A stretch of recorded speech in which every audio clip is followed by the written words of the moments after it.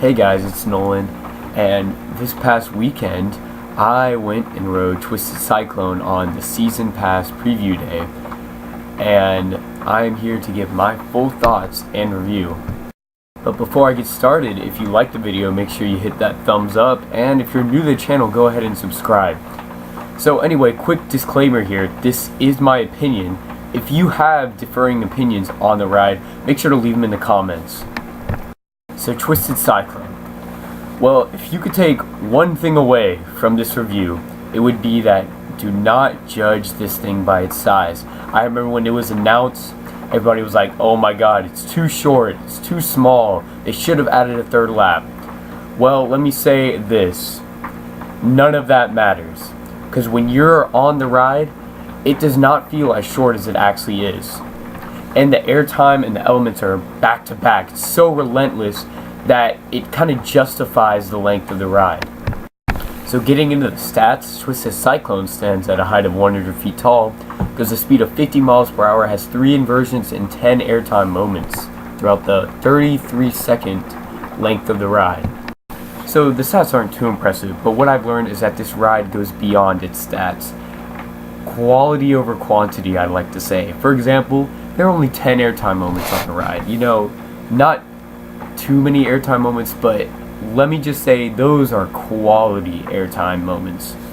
Especially the airtime hill right off after the first overbank.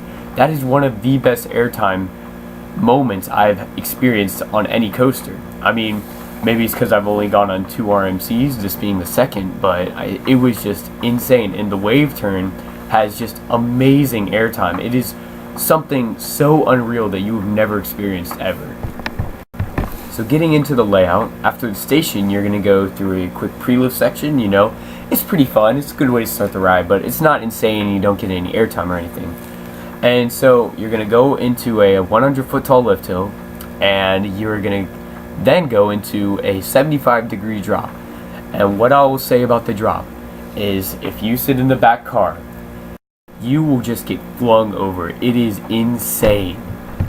I remember I was sitting next to my friend at Season Pass preview day, and going up the lift hill, I was like, dude, you're not ready for this drop.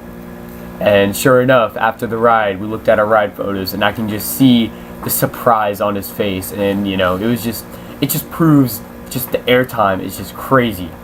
So anyway, after that you're going to go into the reverse cobra roll, and you know, that's a fun element. It's something different, it's something I've never experienced before, it's something you've probably never experienced before, and it's just so cool, especially if you sit in the back again.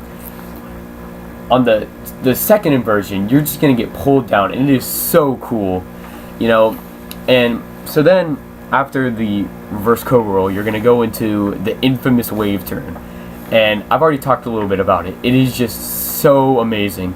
Words cannot explain it. You're just getting like sideways ejector air. It is crazy, so amazing.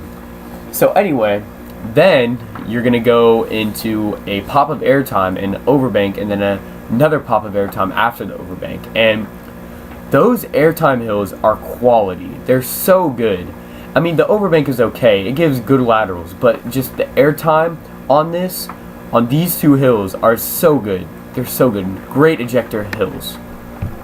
And next up you have the 0G roll, and if you've ever been on an RMC, you know what to expect pretty much. You know, it's just a really solid inversion, and it really fits well in the ride.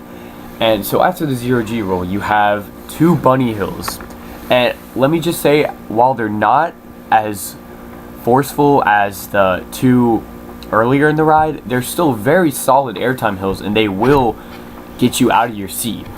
And so after those 2 bunny hills, you have an overbank, which, you know, it's okay, it gives good laterals, but right after that you have this airtime hill. It kind of reminds me of the ones on Intamin Megalites, where you kind of curve one way, and then as you crest the airtime hill, you curve the other way, you like snap back the other way.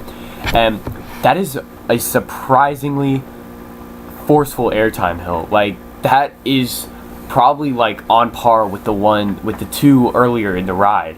I mean, it is a really good one.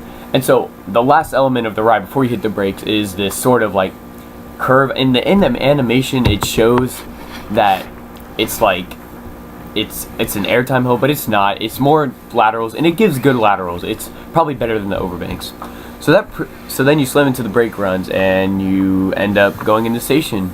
So that's pretty much it for Twisted Cyclone's layout. You know, it's short, but it's sweet, and it's a really solid ride. It really fits well with Six Flags Over Georgia, and I think it upped their collection a whole lot.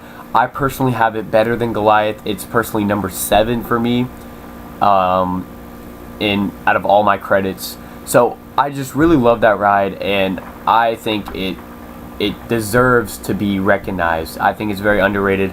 A lot of people had their expectations set low when they saw the animation, and I was blown away. And Six Flags Over Georgia has a winner in their hands in Twisted Cyclone. So I'll see you guys later. Make sure you stick around for more Twisted Cyclone.